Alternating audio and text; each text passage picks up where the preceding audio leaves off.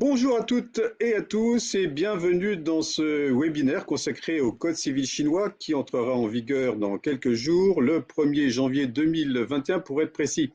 Il sera aussi beaucoup question de la coopération juridique entre la France et la Chine. Des juristes et des notaires de nos deux pays travaillent ensemble depuis plusieurs décennies, notamment au travers du Centre sino-français de formation et d'échanges basé à Shanghai. Vous êtes nombreux à participer à cette conférence en ligne et vous avez bien raison. Dans quelques instants, plusieurs éminents juristes que vous découvrez sur vos écrans ou sur vos tablettes vont présenter chacun un ou plusieurs aspects du nouveau code civil chinois. Depuis la Chine, nous écouterons Bailey, qui est professeur de droit à l'université de Jiaotong de Shanghai, qui se trouve en bas à droite sur votre écran. Ici en France, vous suivrez les interventions d'Yves Charpenel, premier avocat honoraire de la Cour de cassation, qui se trouve sur l'écran haut à droite. Marie Goré et Michel Grimaldi, qui se trouvent tout à fait en bas. Madame Goré est évidemment en gauche et Monsieur Michel Grimaldi est sur sa droite. Ils sont tous les deux professeurs à l'université Paris 2 Panthéon-Assas. Charles Gisbert, qui se trouve au milieu, qui sourit actuellement, professeur à l'université de Rouen en Normandie. Et Olivier Vix, délégué du Conseil supérieur du notariat pour la Chine, qui se trouve en haut de l'écran à gauche. Alors, avant de donner la parole à notre premier intervenant, je vous rappelle que ce webinaire est interactif et que vous pouvez nous poser des questions, soit directement sur ce petit chat qui apparaît en bas de votre écran, vos questions sur www.codecivil-chine-regard, que vous pourrez donc suivre pendant toute cette conférence en ligne et vous pourrez bien sûr nous envoyer vos messages et vos questions. Nous essaierons d'y répondre en fin de webinaire. Nous avons consacré tout un temps, toute une partie de ce webinaire sera consacrée évidemment aux échanges avec nos intervenants. Alors précisément, peut-être pour commencer, on va demander à Yves Charpenel, qui est, je rappelle, premier avocat honoraire de la Cour de cassation, quels sont les principes fondamentaux du système juridique et judiciaire chinois. Monsieur Charpenel. Oui, bonjour. Du point de vue d'un juriste continental européen, le système juridique et judiciaire chinois moderne a la particularité d'être à la fois familier et dépaysant. Le sentiment de familiarité tient d'abord au plan juridique à l'existence de racines profondes qui privilégient le principe de l'égalité. Deux caractéristiques principales en découlent dans le nouveau code civil chinois et d'ailleurs une excellente illustration. La première est le primat de la loi sur la jurisprudence, ce dont le président Xi Jinping a récemment donné une traduction limpide avec sa recommandation de gouverner selon la loi. La seconde caractéristique est l'importance des principes généraux qui sont systématiquement rappelés au frontispice des grands codes adoptés par la République populaire de Chine, notamment le code civil qui va rentrer en vigueur. Exactement comme dans le système français, la hiérarchie des normes existe et le droit chinois distingue clairement les principes généraux des règles d'application et à l'occasion des nouvelles codifications, pour les rendre accessibles, eh bien, il figure ces grands principes dans le corps même des codes. Cette constance dans les principes, comme chez nous, le socle toujours présent du Code Napoléon, va de pair avec le souci d'aller vers un ensemble législatif plus cohérent et adaptable aux évolutions de la société chinoise. Il est donc possible, en considérant le nouveau Code civil chinois, d'affirmer que, de même qu'il existe un système juridique de droit continental à la française, il existe un modèle de système juridique de droit continental à la chinoise qui partage largement avec le nôtre un ADN juridique commun et compatible. Dans les deux pays, d'ailleurs, la fréquence et l'ampleur des réformes engagées dans la sphère du droit montrent, au-delà de différences inévitables, plutôt une grande convergence et la conviction partagée que le droit n'a de sens que s'il ne se sclérose pas, comme la société chinoise ou française connaît de constantes et de profondes mutations. Ce qui va rester dépaysant pour nos juristes continentaux européens, c'est sans doute davantage l'observation du système judiciaire chinois, celui qui va appliquer le nouveau code civil. Celui-ci subit comme le nôtre un poids multiple, l'histoire, l'adaptation des moyens aux objectifs et des réponses en termes d'organisation qui, si elles ne sont pas fondamentalement différentes de celles de notre pays, s'efforcent de promouvoir d'incessantes réformes judiciaires. Évidemment, la différence d'échelle entre notre pays de 66 millions d'habitants et la Chine avec 1,4 milliard d'habitants crée des écarts significatifs, aussi bien sur l'organisation judiciaire que sur le statut de ses acteurs. Au demeurant, on peut dire que l'exercice de codification engagé aujourd'hui par le gouvernement chinois montre que leur état de droit, comme le nôtre, est un chantier en constante évolution. Comme dans le système juridique français, confronté à des défis identiques, c'est la recherche de la place la plus pertinente du droit dans la société qui est l'objectif du gouvernement chinois et de son nouveau code civil. Le souci qui est commun à nos deux pays, c'est de donner une sécurité des normes dans un univers social toujours plus mondialisé et numérisé. Et pour y parvenir, le système judiciaire chinois est lui aussi constamment évalué et rénové. Depuis 1949 et surtout la Constitution de la République populaire de Chine de 82, on a un système de juridiction à 4 niveaux avec une Cour suprême à Pékin qui rassemble les compétences aussi bien de notre Cour de cassation que de notre Conseil d'État. La Cour populaire suprême assure 3 fonctions principales qui vont être déterminantes pour l'application du Code civil. D'abord, juger les cas de portée nationale en termes de recours, contrôler le travail des tribunaux locaux et des tribunaux spéciaux, interpréter, c'est sans doute le plus important, l'application concrète des lois au cours des jugements. Les tribunaux locaux et spéciaux doivent donc désormais se conformer à la jurisprudence ainsi établie par la Cour suprême. L'organisation judiciaire comporte également des dispositifs originaux par rapport à notre propre système, comme les comités de jugement qui sont censés fixer la jurisprudence localement et la supervision des affaires individuelles qui est une forme de révision des décisions. On voit d'ailleurs que cette volonté d'unification de la pratique du droit a été illustrée, non pas en matière civile, mais en matière pénale, par le fait de confier à la Cour suprême le soin d'approuver, d'infirmer ou d'ordonner de nouveaux jugements en matière de peine capitale. À la différence de notre système français, la Chine s'est dotée d'un parquet populaire suprême, qui est un organe d'État chargé de la supervision judiciaire. Et de même que les cours chinoises sont soumises à l'autorité de la Cour suprême, les parquets sont soumis à l'autorité du parquet suprême et pas à celui ou à celle du ministère de la Justice.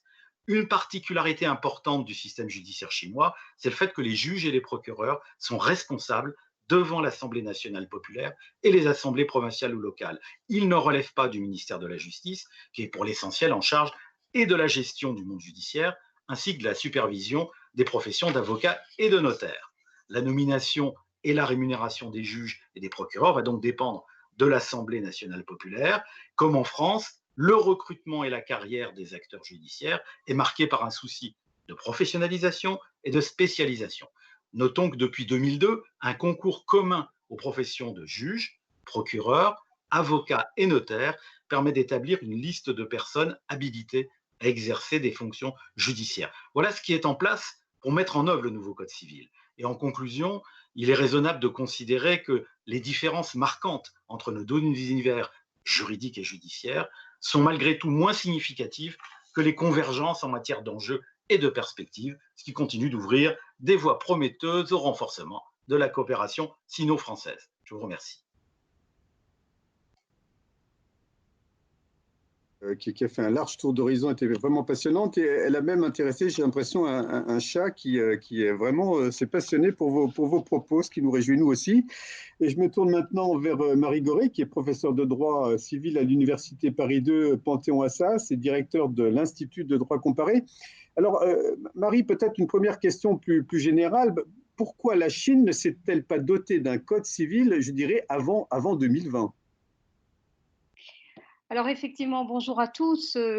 La question mérite d'être posée puisqu'il y a une tradition de l'écrit en Chine depuis toujours. Dans la Chine impériale, il n'y avait pas de codification au sens strict, mais les méthodes, les techniques pour élaborer des textes légaux sont proches de celles des codifications, de la codification. Et à chaque dynastie, il y a eu un code qui a été promulgué qui, bien souvent, était destiné à l'administration. Et puis, lorsqu'il y a eu l'avènement de la République de Chine, il y a eu une continuation des travaux de codification, principalement pour s'affranchir de l'Occident. Donc ça, c'était à l'époque de la Chine impériale. Et après l'avènement de la République populaire de Chine, nous avons eu multiples tentatives de codification, mais qui ont toutes échoué pour des raisons politiques, les unes après les autres. Il y a eu des différents événements. Et au fond, cette période du début de la République populaire de Chine était marquée par un pragmatisme chinois, c'est-à-dire que les règles de droit sont conçues simplement comme un moyen d'action pour l'économie, sans se soucier de cohérence, de continuité, de sécurité. Et il y a eu une boulimie législative, c'est le terme employé par certains, pour répondre à un problème politique, pour répondre aux exigences de l'adhésion à l'OMC, mais code. Alors, pourquoi ce code en 2020? Je crois que de manière très intéressante, on pourrait transposer les conditions qu'avait fixées Portalis, le rédacteur du Code civil français en 1804, il y a un temps, et le temps est venu pour le Code civil chinois.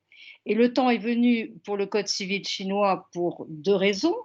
D'abord, me semble-t-il, évidemment là c'est un point de vue français, donc à relativiser, peut-être que notre collègue chinois aura un point de vue différent. Donc d'abord, il faut répondre à un besoin de sécurité juridique pour remédier à l'inflation législative chronique, au désordre, à la crise des sources du droit, d'où une finalité technique de cette codification, de ce code civil. Il faut rationaliser le droit au service du développement économique. Ça, c'est la première raison. Et puis ensuite, incontestablement, il y a une forte volonté politique de codifier. Il y a l'impérium du prince qui se manifeste en particulier lorsque son pouvoir est fort, stable. C'est le cas pour Xi Jinping. Et nous retrouvons une constante de toutes les grandes codifications, une association entre le code et le codificateur dont il sert la gloire. D'où une finalité, me semble-t-il, politique de ce code civil qui est au service d'un homme, certes, mais surtout au service d'une idéologie et d'une politique. Et je rappellerai que la dernière révision de la Constitution en 2018, il y est précisé que le Parti communiste, la direction du Parti communiste chinois, je cite, est la caractéristique essentielle du socialisme aux caractéristiques chinoises. Et à ce titre, la Constitution répondent les principes généraux qui, dans leur article premier, dit qu'il s'agit de maintenir l'ordre social et économique, s'adapter aux exigences de développement du socialisme à la chinoise et de promouvoir les valeurs essentielles du socialisme. Donc, les principes généraux qui ouvrent le Code civil à l'article premier sont en direct lien avec cette finalité politique. Alors, la construction de ce Code civil a oscillé entre deux paramètres, me semble-t-il, et là encore, c'est un point de vue occidental, entre d'une part le nationalisme chinois et d'autre part un souci de la modernité chinoise. Il faut répondre aux besoins d'une société qui est en pleine mutation. Euh, il faut répondre aux problèmes spécifiques à la Chine. Et au fond, avec ce code civil, le droit privé gagne en autonomie. Il gagne en autonomie, mais nous verrons peut-être dans la suite des débats, il reste sous la coupe des impératifs politiques de l'administration. Et il y a un texte emblématique dont on reparlera peut-être, qui est l'article 534 du Code civil, et qui est la marque historique de cet impact de l'administration. Alors, ces paramètres nationalisme et modernité ont fait que le Code civil n'a pas été élaboré en un seul temps, mais en deux temps. Il y a eu la première étape de l'adoption des principes généraux adoptés le 15 mars 2017 et entrés en vigueur le 1er octobre 2017. Et puis, il y a la dernière étape, les autres livres qui ont été adoptés le 28 mai 2020 et dont vous avez rappelé qu'ils entrent en vigueur le 1er janvier 2021. Voilà, je crois, les raisons pour lesquelles ce code arrive aujourd'hui en Chine. Alors précisément, est-ce qu'on peut savoir ce qui caractérise ce code civil aujourd'hui? On voit bien qu'il y a une tradition de codification en Chine, mais ce code civil 2020, qu'est-ce qu'il caractérise? Alors, à grands traits, parce qu'évidemment, mes collègues ensuite vont apporter des analyses beaucoup plus fines et plus précises. Mais je pense qu'il y a d'abord un préalable à rappeler, vous-même l'avez rappelé tout à l'heure, il y a eu incontestablement un effort de droit comparé fait par la Chine, et il faut le saluer.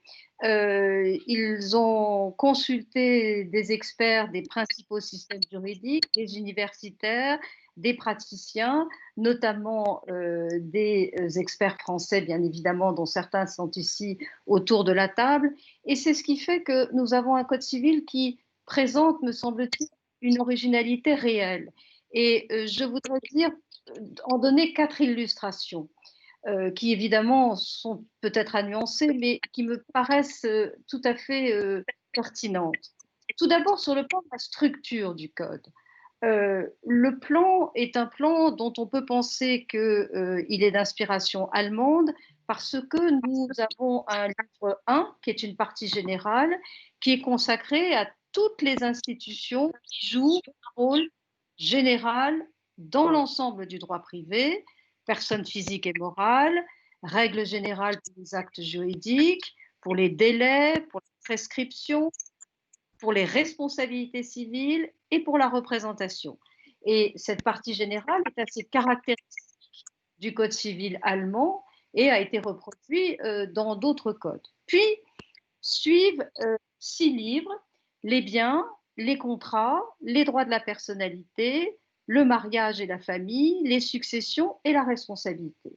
Et je voudrais tout de suite noter que cette influence allemande dans la structure n'est pas tout de même totale, dans la mesure où nous remarquons tout de suite qu'il n'y a pas de livre sur les obligations, comme dans le Code civil allemand.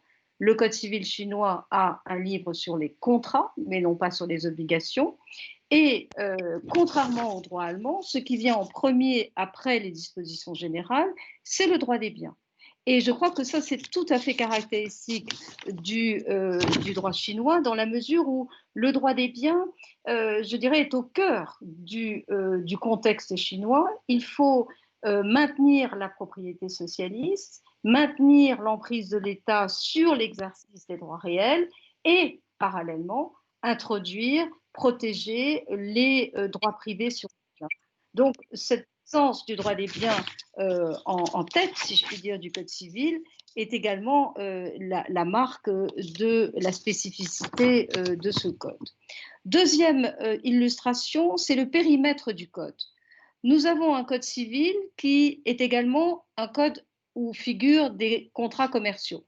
Il y a code civil et commercial ensemble, si je puis dire. Ce qui est quelque chose qui est connu dans le monde romano-germanique. En France, nous avons la distinction du code civil et du code de commerce, mais d'autres pays, comme l'Argentine, comme l'Italie, ne connaissent pas cette distinction. La Chine ne l'a pas repris et nous trouvons des contrats commerciaux. Autre particularité, toujours en ce qui concerne le périmètre, il y a des contrats administratifs, me semble-t-il. Ce que nous qualifierons de contrats administratifs sur l'eau, sur l'électricité. Donc là également, quant au périmètre, c'est une particularité. Troisième illustration, c'est l'art législatif. Alors là, je suis évidemment mal placée et notre collègue Libey pourrait certainement être plus explicite. Le style est évidemment lié à la particularité de la langue chinoise et nous n'apprécions ce code qu'au regard des traductions que nous avons. Mais ce que l'on peut observer, c'est qu'il n'y a pas de casuistique poussée à l'extrême comme en droit allemand, comme dans le code civil allemand. Nous avons des règles qui sont formulées comme les règles françaises, des règles de conduite, mais peut-être formulées de manière moins abstraite, moins concise et je dirais peut-être plus concrète. J'en citerai une seule qui est l'innovation, c'est l'alinéa 3 de l'article 509 qui dit « Au cours de l'exécution du contrat, les parties doivent éviter le gaspillage de ressources, la pollution environnementale ou la destruction écologique. » C'est une règle de conduite qui est formulée de manière tout à fait compréhensible pour le commun des mortels. Et puis, la illustration de l'originalité du code tient évidemment au contenu. Tient au contenu et s'il est difficile de résumer en peu de temps le contenu, mais première remarque, toutes les sources ont été utilisées et les textes précédents qui avaient été votés au fil des années, la loi sur les contrats, la loi sur les successions, et cetera, avaient tous fait l'objet d'explications de la Cour suprême, d'explications judiciaires de la Cour suprême, qui ont cette particularité en Chine d'avoir une valeur normative qui accompagne la loi. Ces explications judiciaires ont été intégrées. Donc, toutes les sources du droit chinois ont été utilisées. Les sources internationales avaient été utilisées et ont été utilisées. Les principes UNIDROIT, les contrats du commerce international, la vente internationale également. Et donc, nous avons aussi des influences françaises dans la responsabilité civile, dans la résolution du contrat, dans les quasi-contrats, et quelques influences de common law, notamment avec l'anticipatory breach. Est-ce à Marie, dire pour autant que c'est... je vais vous demander de conclure parce que vous avez très Alors, largement pardon, débordé votre temps imparti. en disant que peut-être que nous retrouvons le slogan qui avait été celui de la codification à l'époque impériale, c'est-à-dire le savoir chinois pour fondement, le savoir occidental pour pratique. Peut-être que ce slogan est encore d'actualité. Pardonnez-moi d'avoir été trop long. Merci beaucoup. Je vais tout de suite donner la parole à Bailey, qui, je le rappelle, est professeur de droit à l'université de Jiaotong de Shanghai. Bailey, quels sont, de votre point de vue, quels sont les concepts essentiels pour bien comprendre le droit civil chinois qui sont évidemment intégrés à ce code civil? Ok.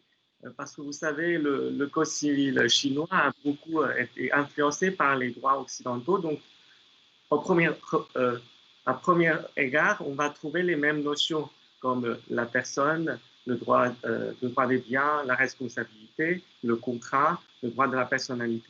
Mais ici, je voudrais simplement indiquer quelques spécificités chinoises. Quant à la personne, on va trouver trois catégories. Il y a la personne physique, la personne morale, mais aussi les entités autres que les personnes morales. Peut-être c'est ce dernier groupe qui est un peu particulier dans le contexte chinois. La grande différence entre ces entités avec la personne morale, c'est que pour les personnes morales, ils sont dotés un patrimoine autonome pour assumer la responsabilité, mais non pour les autres entités. Alors, la deuxième notion, c'est sur les droits réels. Cela constitue le deuxième livre du Code civil. Ici, il faut insister sur l'introduction d'un nouveau droit de démembrement de la propriété. C'est le droit d'habitation qui a été nouvellement introduit dans le Code civil. Il a pour un but principalement alimentaire, donc non pas économique. Ce qui détermine son régime juridique, il ne peut pas être aliéné, il ne peut pas faire l'objet d'une succession. Donc, à titre principal, il est gratuit. Après, ce sont les contrats. Ici, il y a une spécificité quand même dans le code civil parce qu'en Chine, on n'a pas un code de commerce spécial. Donc, le code civil, c'est aussi un code qui va contenir des règles commerciales. Donc, dans la partie contrat, on va trouver beaucoup de contrats de commerce, contrats spéciaux qui sont en réalité des contrats commerciaux. Par exemple, le contrat de courtage, le contrat d'agent commercial, le contrat de crédit-bail, qui se trouve sa place dans le Code civil. Après, c'est le droit de la personnalité. Ça, c'est aussi une spécificité du droit chinois, parce que cela constitue un livre entier. Vous savez, en Chine, la Constitution n'a pas une valeur contentieuse, donc on ne peut pas aller devant les juges utilisant des règles de la Constitution. Dans ce contexte, on peut dire que le Code civil, surtout les règles de droit de la personnalité, constitue un mini-constitution. Donc ici, on va trouver beaucoup de droits subjectifs, de droits de la personnalité nommés, par exemple le droit au respect de la réputation, à l'honneur, le droit au nom, le droit au respect de la vie privée et le droit à la protection des données à caractère personnel, par exemple. Enfin, je vais invoquer la notion de la responsabilité. En Chine, on a aussi cette distinction entre la responsabilité contractuelle et la responsabilité extra-contractuelle. Mais la différence avec la France, c'est que la partie responsabilité contractuelle se trouve dans le livre du contrat. Donc, le dernier livre, la responsabilité, concerne seulement la responsabilité extra-contractuelle. Donc, traditionnellement, le droit de la responsabilité remplit seulement une fonction réparatrice. Mais maintenant, on a ajouté des règles concernant la cessation de l'illicite. Donc, ici, on va trouver un nouveau rôle que jouer la responsabilité civile. Donc, voici les grandes notions pour bien comprendre le système juridique chinois et le code civil chinois. Merci. Merci beaucoup, Libey, pour ce large tour d'horizon. Tout à l'heure, M. Charpenel évoquait le nombre de Chinois. On le sait, ils sont 1,4 milliard d'habitants sur la planète, dans leur pays en tout cas. Et évidemment, ça fait beaucoup de familles. Alors, je me tourne vers Michel Grimaldi pour lui poser une question toute simple. Michel, quelle conception de la famille révèle ce code civil chinois? Bien, bonjour à toutes et à tous. D'abord, alors, en quelques minutes, dire quelle perception le code civil chinois donne de la famille n'est pas aisé. Mais enfin, il me semble qu'elle apparaît dotée des quelques traits que voici. En premier lieu, la famille chinoise est une famille protégée par l'État. Et cela est dit dès l'un des tout premiers articles dédiés à la famille. Le mariage et la famille sont protégés par l'État. Et les raisons de cette protection sont dévoilées dans les textes qui suivent. La famille a pour mission de promouvoir les vertus familiales et de construire une civilisation familiale. Alors les vertus familiales, elles apparaîtront au fil des textes qui suivent. Ce sont le respect, l'entraide, la compassion, la discrétion. Par exemple, l'adoption peut rester secrète. Quant à la civilisation familiale, il faut y voir très probablement la civilisation de l'enfant, du jeune homme par la famille. L'initiation à la vie sociale se fait, si on lit le code civil chinois, l'initiation à la vie sociale se fait d'abord au sein de la famille. L'harmonie familiale, selon au fond une tradition confucéenne, est la condition de l'harmonie sociale. L'obéissance au prince passe d'abord par l'obéissance aux parents. Il y a cette atmosphère très particulière qui transparaît des textes du code civil chinois. C'est le premier trait qui m'est apparu. Le second trait est que la famille chinoise est au fond une famille assez traditionnelle. Elle est fondée sur le mariage et sur le mariage hétérosexuel. Pas un mot sur un quelconque partenariat enregistré et pas un mot non plus sur un quelconque mariage homosexuel. Ainsi encore, conception de la famille traditionnelle, les enfants sont priés de ne pas se mêler des affaires de leurs parents. Un texte très singulier nous dit que les enfants ne doivent pas s'immiscer dans le divorce de leurs parents. Cela laisse rêveur quand on pense au droit français où l'enfant est entendu systématiquement, ou presque, dans les procès en divorce. Je note aussi, revêtant la famille chinoise un certain aspect traditionnel, c'est que l'on ne se marie pas en Chine avant 20 ans pour les filles et 22 ans pour les garçons. Mais ne forçons pas non plus le trait. Traditionnel, la famille chinoise apparaît quand même, et tout à fait même, comme une famille de notre temps. D'une part, la famille y est égalitaire, la femme y est l'égale de l'homme, cela est dit plusieurs fois. L'enfant naturel y est l'égal de l'enfant légitime. Les demi-frères et les demi-sœurs y sont les égaux des enfants de pleine part, si je puis dire. Et il est dit au passage que les époux sont indépendants, que l'un ne doit pas s'immiscer dans la vie professionnelle ou la vie sociale de l'autre. Et puis j'observe aussi que quelques dispositions éparses sur lesquelles je reviendrai et qui sont relatives aux personnes âgées ou aux personnes à charge pourraient, surtout pour les secondes, permettre de secourir celui qui reste apparemment en dehors de la famille, à savoir le concubin.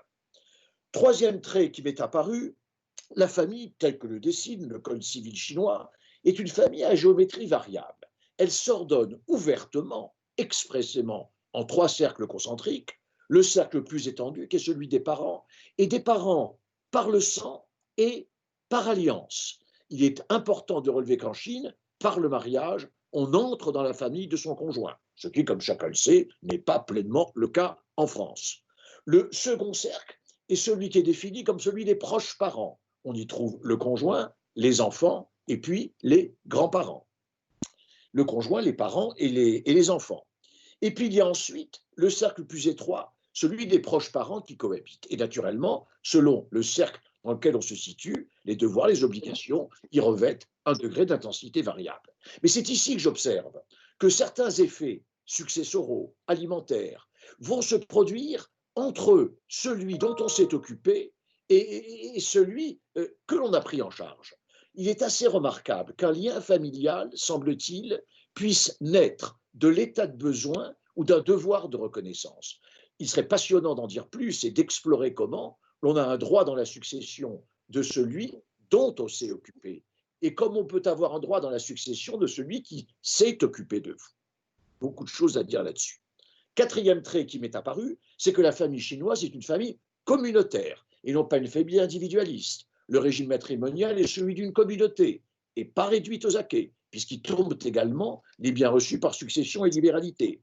Le devoir d'entraide entre parents et alliés est partout souligné, avec une insistance particulière au bénéfice des enfants, des personnes âgées et des personnes handicapées. Bref, la famille n'est pas un agrégat d'individus, mais un groupement, et un groupement dans lequel, suivant au fond la tradition extrême-orientale, l'intérêt collectif prime, transcende les intérêts individuels.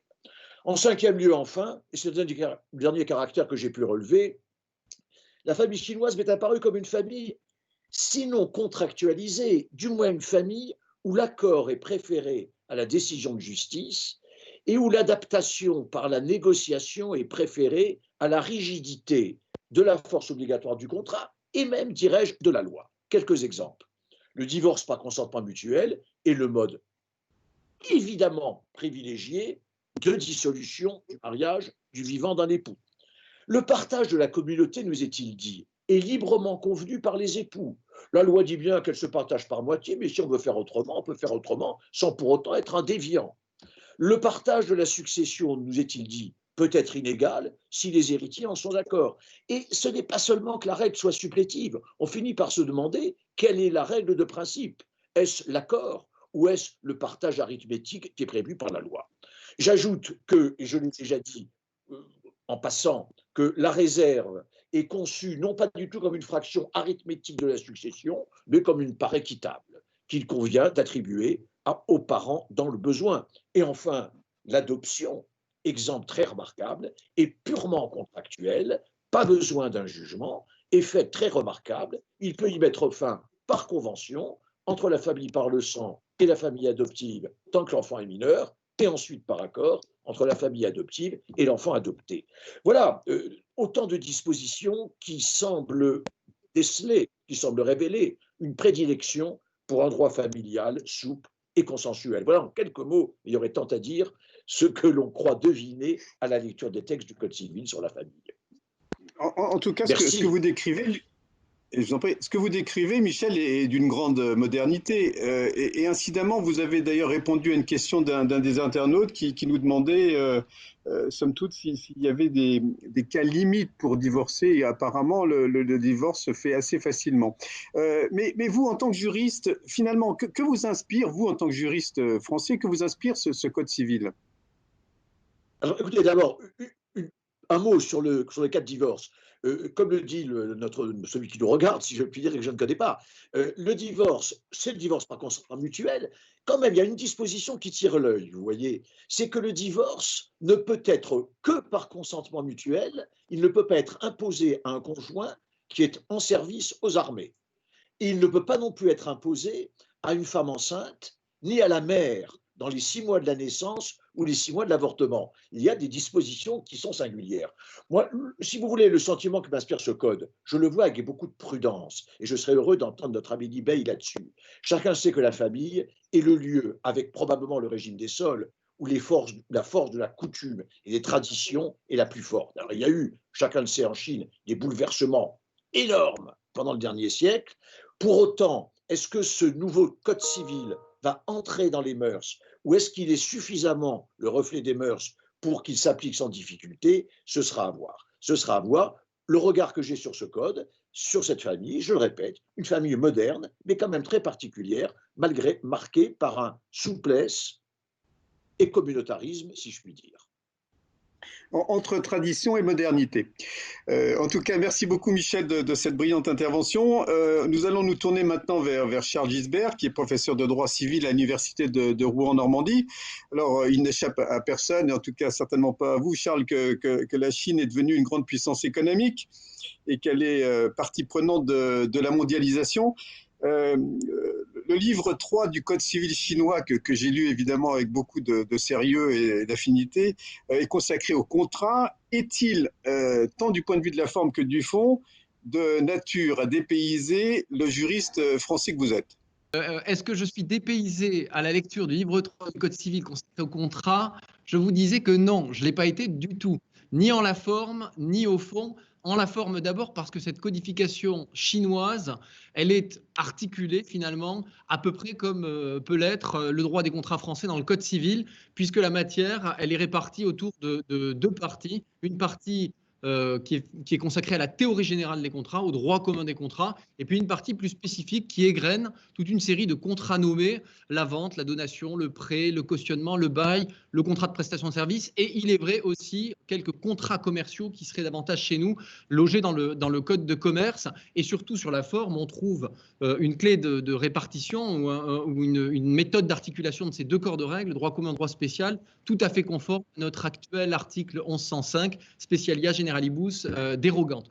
Sur le fond maintenant, et si je m'en tiens au droit commun des contrats, code chinois et code français convergent sur de très nombreux points et j'ai pu le vérifier au fond à tous les stades de la relation contractuelle. Si l'on considère premièrement la formation du contrat, on est frappé de constater qu'elle obéit à des règles qui nous sont étonnamment familières. Je prends pour exemple le principe du consensualisme qui dès les premiers articles est proclamé, le contrat n'a pas besoin d'être coulé dans une forme prédéfinie pour accéder à la forme juridique. Je prends l'exemple de l'offre et de l'acceptation qui obéissent à des règles tout à fait voisines des nôtres. Je pense encore aux négociations contractuelles qui, comme chez nous, sont dominées par l'impératif de bonne foi et par un principe de respect de la confidentialité. Même constat, deuxièmement, lorsqu'on déporte le regard de la formation vers l'exécution du contrat, une exécution placée comme elle l'est en France, sous le double patronage et du principe de la force obligatoire des conventions et du principe de loyauté contractuelle, une loyauté dont on nous dit qu'elle perdure même après l'extinction des obligations entre les parties. Une exécution encore qui débouche sur quantité de règles identiques aux nôtres, qu'il s'agisse du paiement des obligations, de la compensation, de la cession de créances, de la cession de dette, de la cession de contrat. On n'est absolument pas dérouté par ce que l'on dit. Ce que j'ai dit de la formation et de l'exécution du contrat, ça se vérifie troisièmement au sujet des sanctions de l'inexécution du contrat. Le code chinois offre aux créanciers insatisfaits, aux créanciers victimes d'une inexécution, un éventail de remèdes tout à fait comparable au nôtre. Et dans un souci que nous partageons d'offrir aux opérateurs économiques un support efficient, un support sûr au service des échanges économiques, on retrouve donc le droit à l'exécution forcée en nature sous les mêmes tempéraments que chez nous, le droit de résoudre le contrat, y compris de manière unilatérale, mais alors à charge de subir un contrôle judiciaire a posteriori. On retrouve l'exception d'inexécution, la responsabilité contractuelle. Sur tous ces points-là, on est en terrain connu.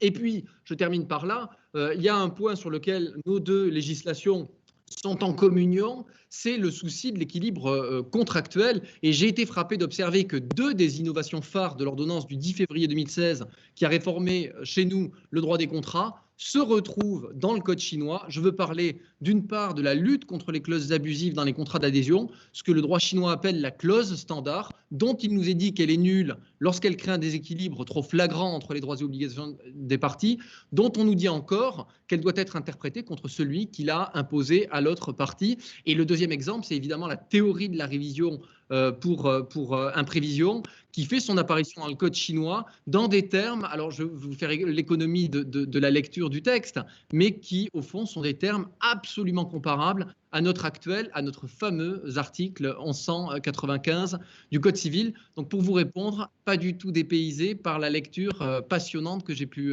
faire de ce livre 3. Alors précisément, Charles, la question qu'on peut se poser, est-ce qu'il n'y a pas de différence entre le code civil chinois, ce nouveau code civil qui entrera en vigueur le 1er janvier prochain, et notre bon vieux code civil français? Alors, vieux code civil, pas si vieux en matière contractuelle, puisqu'il vient d'être entièrement toiletté, rénové. Mais bien sûr, je vous rejoins, il y a des différences inévitables. Alors, certaines, Marie Goré en a parlé, je ne vais pas y revenir, certaines sont inévitables, elles sont des différences de style. Le code chinois n'est pas exactement écrit comme le code français. Les énoncés sont souvent, je trouve, plus diserts, plus bavards, moins ramassés que le code français. Voyez le régime de l'exception d'inexécution, voyez les règles entourant l'acceptation. On a des précisions plus casuistiques sur des points que n'envisage pas le code français. Il y a aussi des différences de fond que je classerai volontiers en deux camps. Il y a des différences de fond qui tiennent au fait, alors j'ose le dire, au fait que le code chinois me paraît plus moderne que le code français sur plusieurs points, mais je ne doute pas qu'on comblera notre retard sur ces différents points. Je prends trois exemples de cette fracture momentanée entre nos deux systèmes juridiques. D'abord, quant au rôle du numérique, quant à la preuve des contrats, le code chinois nous dit sans détour qu'un échange de courriel vaut preuve littérale, là où en France, le mail n'a pas conquis un tel statut dans la hiérarchie des preuves, du moins pas de manière officielle. De même, quant aux préoccupations environnementales, alors Marie Goré vous a lu ce magnifique texte, l'article 509, qui fait envie. Au cours de l'exécution du contrat, les parties doivent éviter le gaspillage des ressources, la pollution environnementale ou la destruction écologique. On n'en est pas encore là en France. Et puis, dernier exemple, la responsabilisation du créancier victime d'une inexécution contractuelle. L'article 591 du Code chinois consacre la théorie bien connue en common law de la mitigation of damages.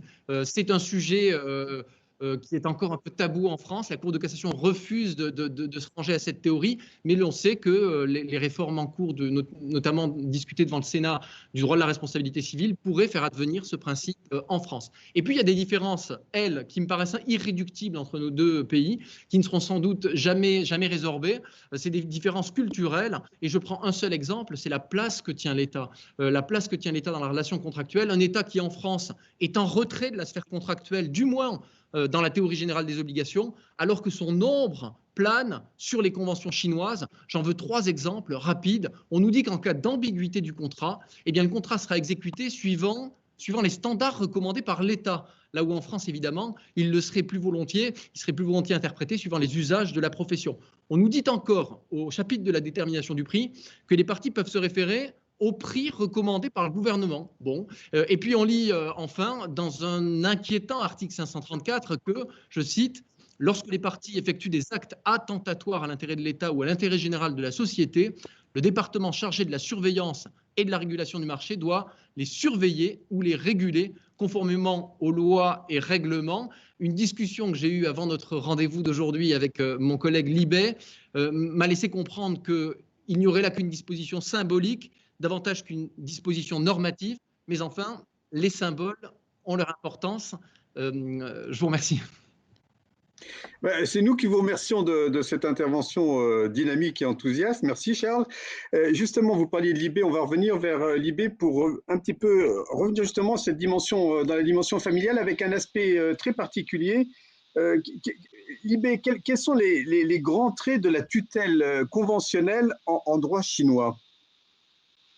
Alors, la tutelle conventionnelle est à la mode en Chine en ce moment. Il y a beaucoup de, il y a beaucoup de faits divers sur ce type de contrat. Alors, tout d'abord, il faut être très précis sur le terme, la tutelle conventionnelle, parce que le mot tutelle, il ne faut pas le comprendre au sens français, qui a un sens très strict, très précis sur ce terme. Mais en Chine, la tutelle, d'abord, on n'a pas une distinction entre la tutelle et l'autorité parentale. Donc, les parents sont au premier rang le tuteur légal de leurs enfants mineurs. Après, la tutelle ne renvoie pas uniquement des mesures de protection impliquant une représentation légale.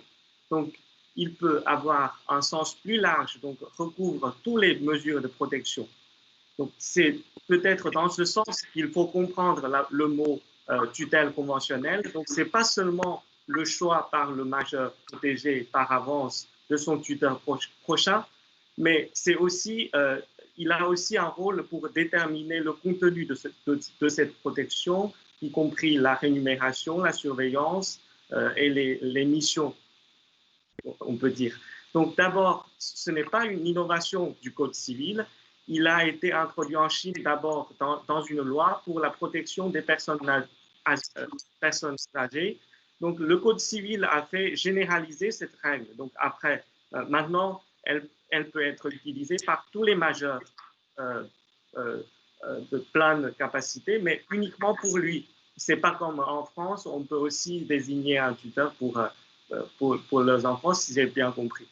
Alors, mais le Code civil ne contient qu'un seul texte sur cette tutelle conventionnelle, donc il y a beaucoup d'ambiguïté. Donc, sur la forme, la seule exigence, c'est que ce contrat doit être fait par écrit. Donc, pas nécessairement par un acte authentique, elle peut aussi faire par les actes de l'avocat ou par un acte sous seing privé. Sur le fond, la seule condition, c'est qu'il y a un accord entre les deux parties, mais aussi le majeur doit être, au moment de la conclusion du contrat, de pleine capacité. C'est là qu'on trouve beaucoup de difficultés en pratique, parce qu'en Chine, on n'a pas une notion distincte de l'insanité d'esprit. Donc, la capacité peut aussi renvoyer les deux choses. Soit c'est une incapacité formelle reconnue par la loi, par une déclaration des décisions judiciaires ou à cause de l'âge. Mais ça peut aussi être une incapacité concrète, qui est appréciation in concreto. Ça veut dire que l'auteur ne peut pas comprendre le sens concret de cette convention de tutelle. Ici, il y a une grande difficulté d'interprétation. Dans quel sens on doit interpréter les conditions de pleine capacité dans ce contexte? Donc, comme vous voyez, il y a un seul texte. Donc, c'est la pratique notariale qui va nous dire le sort de cette nouvelle convention dans la pratique chinoise. Merci. Merci beaucoup, Li Bei. Je précise que vous êtes actuellement à Shanghai. Vous nous parlez depuis Shanghai. Oui, bien sûr.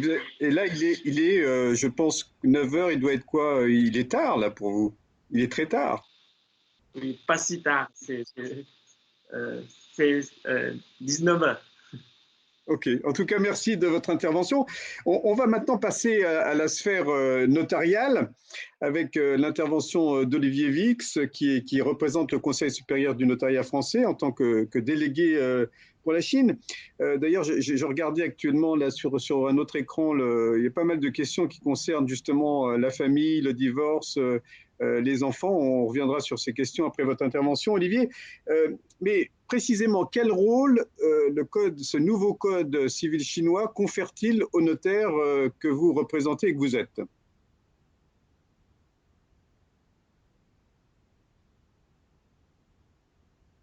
Ah, Olivier, votre micro. Le micro. Voilà, je crois qu'on m'entend. Ah, voilà. Oui, vous m'entendez? C'est bon? On vous entend. Bonjour à Allez-y. tous. Bonjour à tous. Alors, effectivement, pour répondre à votre question, Alain, on peut dire liminairement que le Code civil chinois ne consacre pas beaucoup d'articles notaires, contrairement au Code civil français. C'est assez logique car les champs de compétences ne sont pas tout à fait les mêmes et l'historique des deux notariats est très différent.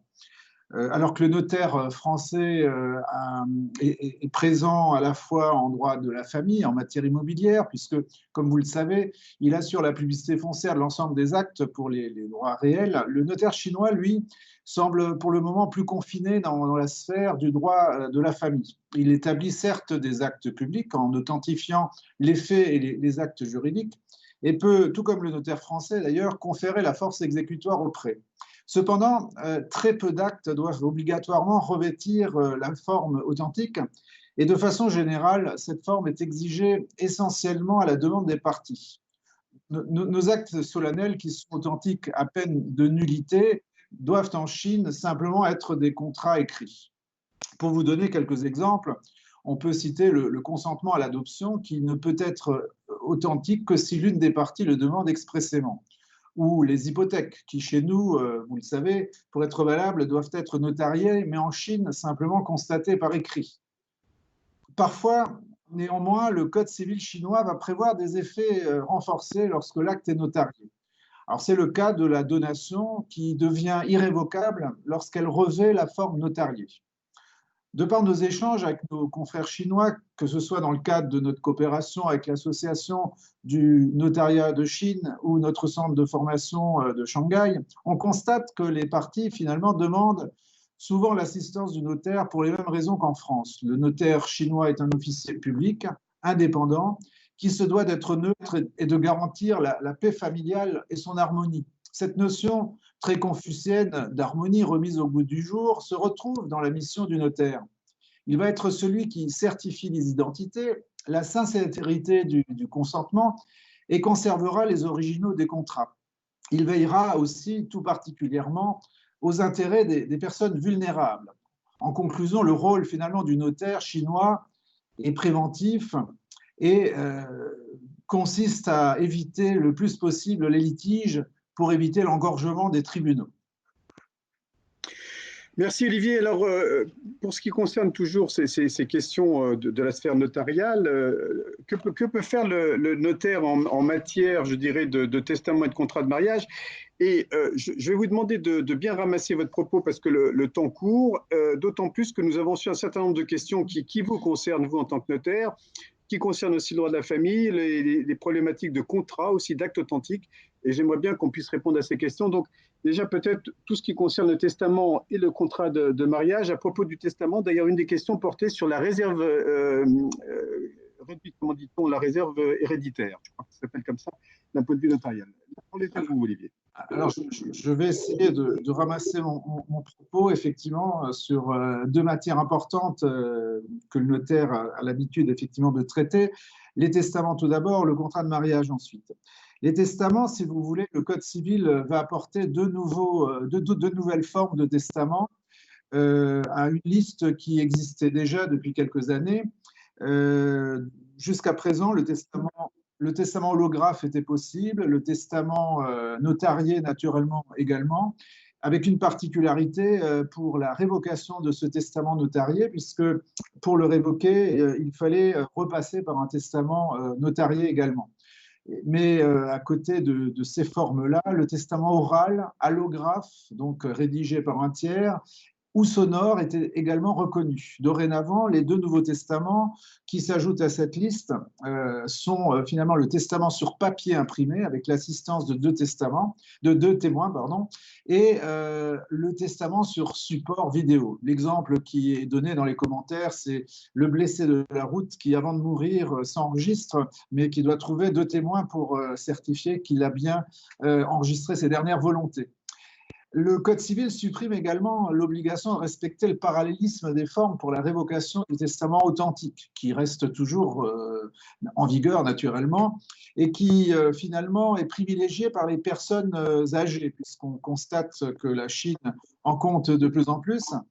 Et finalement, le recours à cette forme de testament authentique se justifie parce que les notaires conservent l'original des testaments. Et donc, c'est dans leur mission, c'est inscrit dans la réglementation notariale, et cette conservation se fait à titre gratuit. Donc, je pense que ça doit être une des raisons également de cet engouement pour le testament authentique lorsqu'il s'agit des personnes âgées. Rapidement, le contrat de mariage. La Chine, effectivement, voit mal les célibataires pour l'instant encore. La société chinoise incite les enfants à se marier, mais pas avant 22 ans et 20 ans, ça t'est dit. Statistiquement, il y a moins de femmes que d'hommes, donc c'est un peu plus compliqué de trouver l'âme sœur en ce moment. Le contrat de mariage est visé par l'article 1065 et finalement ressemble beaucoup au nôtre, puisqu'il permet de définir la nature juridique des biens, On peut considérer qu'un bien fait partie d'une communauté universelle ou d'un bien propre. L'accord doit obligatoirement être écrit, donc pas nécessairement notarié, et il peut intervenir aussi bien avant ou après l'union. Le partage égalitaire est le principe, mais effectivement, la communauté peut être répartie de façon inégalitaire. Et on se réfère au régime légal applicable lorsqu'il y a des imprécisions ou des ambiguïtés dans cette convention. Et ce régime oscille un peu entre notre régime de communauté Reito-Zake et notre communauté universelle, puisque la particularité qui caractérise le régime légal chinois, c'est qu'il intègre également les biens reçus par libéralité, par donation, ou recueillis dans une succession lorsque le disposant ou le défunt ne l'exclut pas expressément. On avait une question intéressante tout au début de ces échanges. Le Code civil chinois est le fruit d'une très large coopération entre juristes, y compris avec des notaires. Un internaute nous demandait quelle était l'importance de l'influence allemande. Alors, en matière de droit civil, il y a toujours une importance du droit allemand, puisque le droit allemand a un effet de comparaison intéressant avec celui des Chinois d'aujourd'hui, parce qu'il est né en fait d'une grande compilation qui a abouti vers 1900 entre le droit napoléonien et le droit original de certains États quand l'Empire allemand s'est constitué. Donc c'est un droit de synthèse, comme est aujourd'hui le Code civil chinois. Il y a donc une longue expérience, avec d'ailleurs des penseurs, notamment en droit des obligations, qui sont tout à fait d'actualité. Parlons plutôt en réalité d'un droit d'hybridation.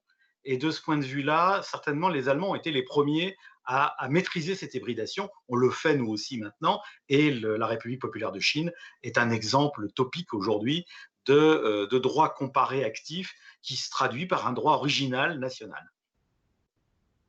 Merci beaucoup Yves. On va maintenant demander à Michel Grimaldi de venir dans la salle, je dirais, de conférence. C'est un peu, vous voyez, on est vraiment là pour le coup dans cette conférence complètement en direct, hein, ce qui prouve aussi, qui vous montre, ce que vous montre aussi les petits aléas techniques que nous pouvons rencontrer ici et là. Michel, j'ai plusieurs questions qui concernent le droit de la famille et qui vont certainement vous intéresser. D'abord, une question très classique qui concerne le nombre d'enfants qu'on a le droit d'avoir par couple. Et depuis, je crois savoir, depuis quelques années, il n'y a pas de limite. C'est-à-dire que l'enfant unique est révolu en Chine. Écoutez, le Code civil ne donne pas de réponse sur le nombre d'enfants en termes express. Mais les textes sur l'adoption ne permettent l'adoption que dans la mesure où elle ne permet pas, ou elle ne permettrait pas d'avoir plus de 2 enfants. Autrement dit, on ne peut adopter un enfant que si l'on n'a qu'un seul enfant. Donc, en creux, cela semble fixer le nombre à 2. Alors, une autre question qui concerne le droit de la famille concerne en fait le statut des enfants, mais j'aurais pu poser la question aussi à Olivier, concerne le statut successoral de l'enfant né hors mariage, c'est-à-dire illégitime, comme on dirait chez nous. On ne dit plus illégitime, surtout pas. Hein. Tous les enfants sont des enfants chez nous. Mais en Chine aussi, j'ai l'impression. Je n'ai vu aucune discrimination qui soit défavorable à l'enfant naturel. Et d'ailleurs, il est dit expressément que les enfants, quelle que soit leur filiation, on emploie encore dans le Code civil chinois le mot naturel, mais que tous les enfants, naturels ou pas, ont les mêmes droits. En tout cas, merci Michel de ces réponses. On va revenir là avec Monsieur Libé qui va nous répondre à une petite question sur la tutelle qui nous vient d'un internaute. Un internaute qui veut savoir, Libé, est-ce que c'est la même tutelle entre les mineurs et les majeurs? Question pointue. Alors, avant de répondre à cette question, est-ce que je peux ajouter quelques informations pour les 2 précédentes questions?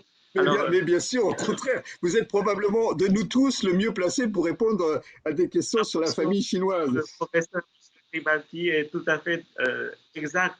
Maintenant, en Chine, c'est 2. Mais je crois qu'au fur et à mesure, on va lever cette limite due à la structure de population. Et quant à l'influence allemande, je crois qu'il y a 3 aspects chinois pour bien comprendre le style.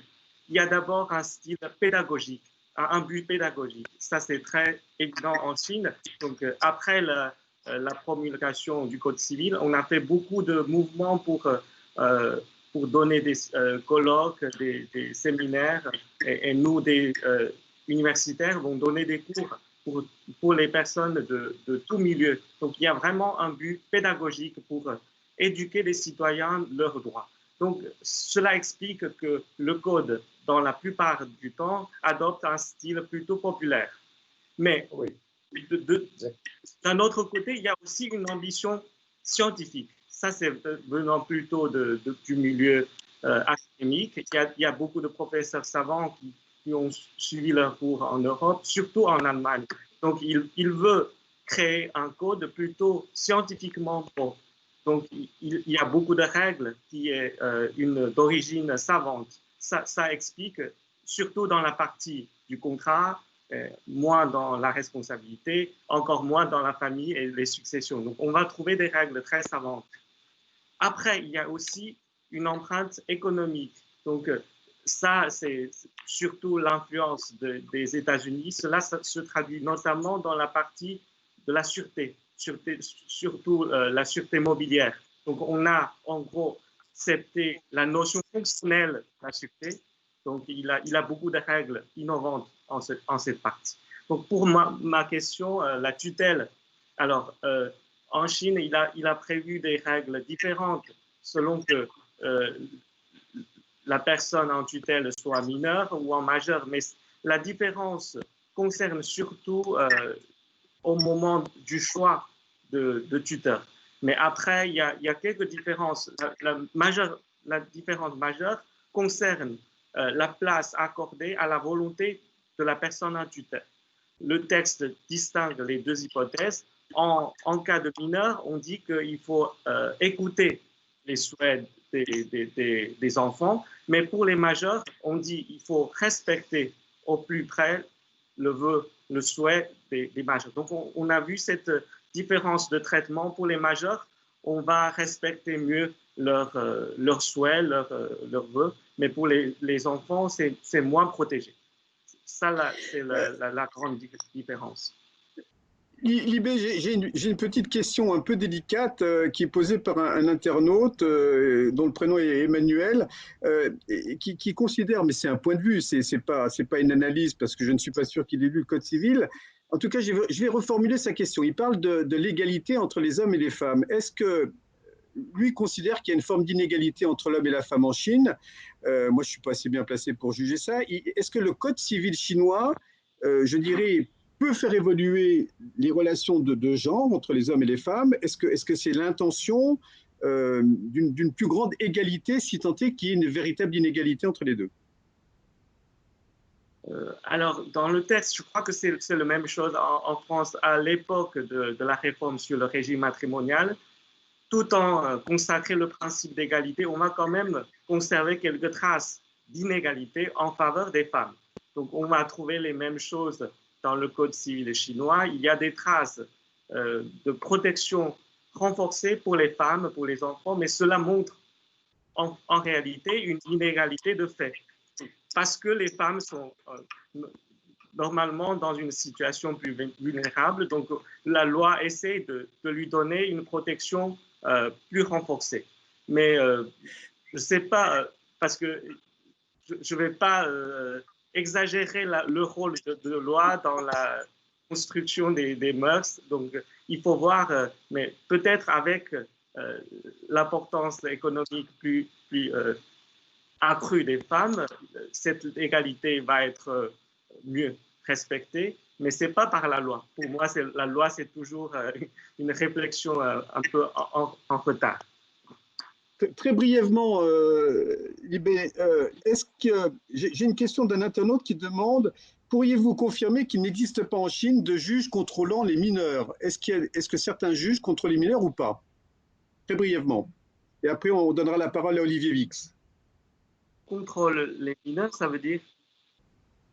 Le contrôle, en fait, si vous voulez, en France, en France, par exemple, un enfant, puisque de toute façon la tutelle est différente entre la Chine et la France, vous avez expliqué que tout à l'heure elle avait un champ beaucoup plus large.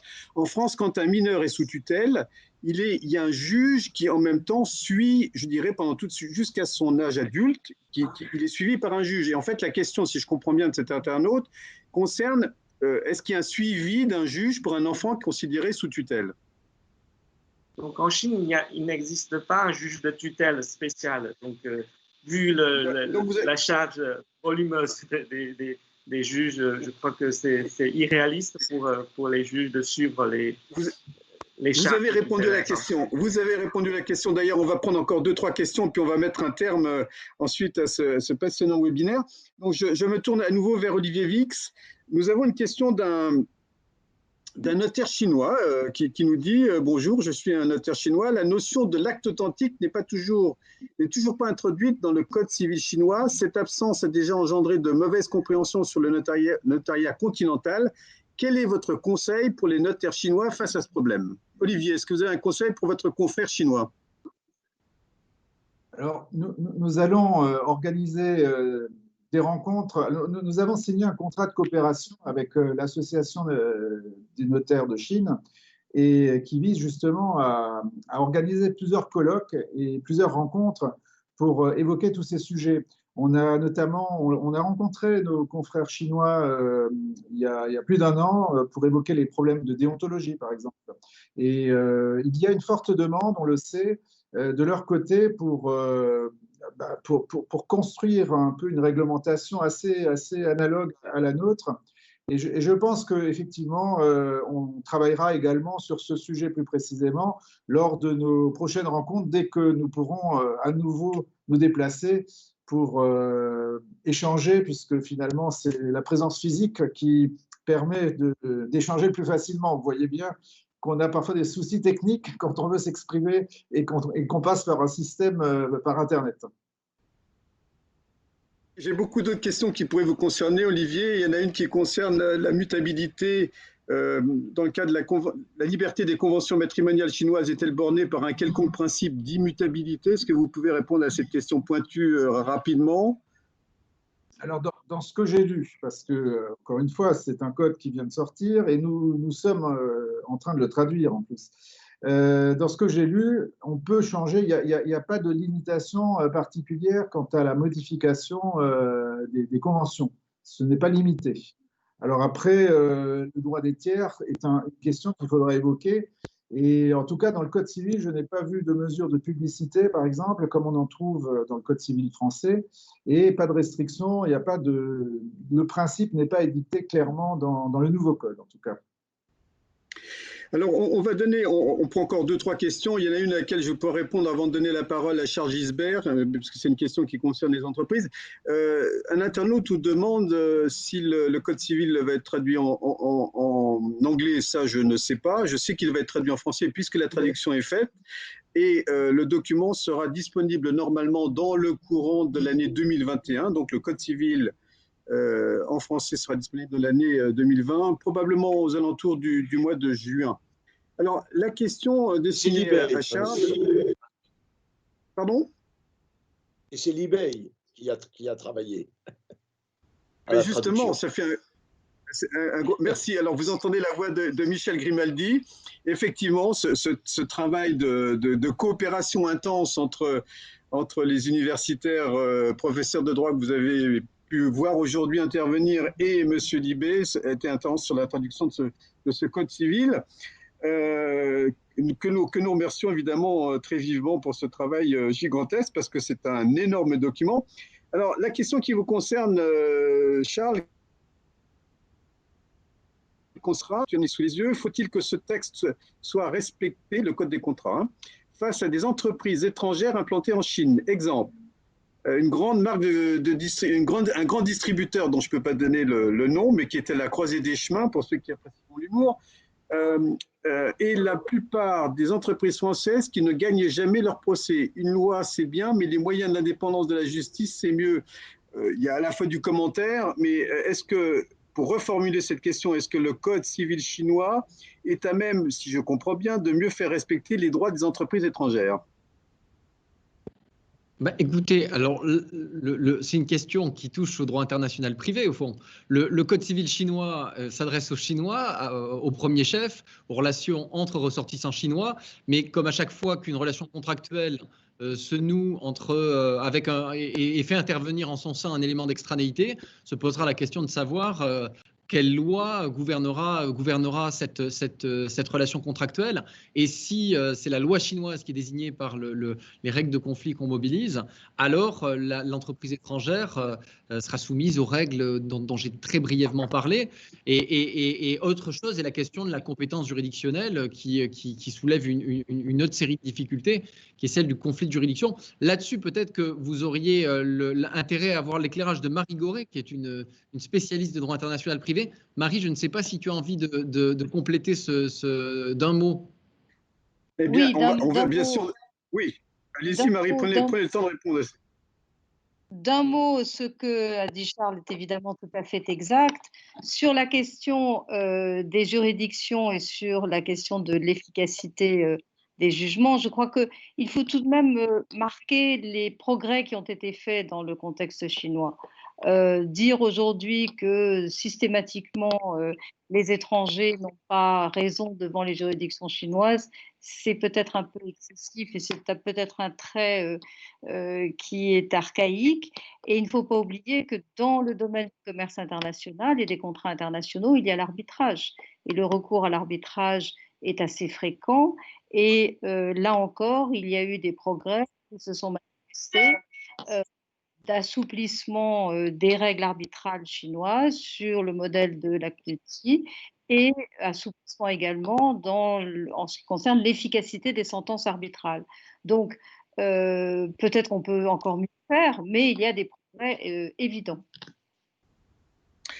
On va conclure, Marie, peut-être que vous pourriez d'ailleurs conclure, j'ai envie de vous poser une toute dernière question qui pourrait nous permettre de terminer ce passionnant webinaire. Quand vous regardez ce code civil chinois, est-ce que vous avez le sentiment qu'il permet à la société chinoise, d'un point de vue du droit de la famille, du point de vue des entreprises, est-ce qu'il franchit un pas vers la mondialisation, vers une espèce de facilitation d'échange avec nos sociétés ou pas ?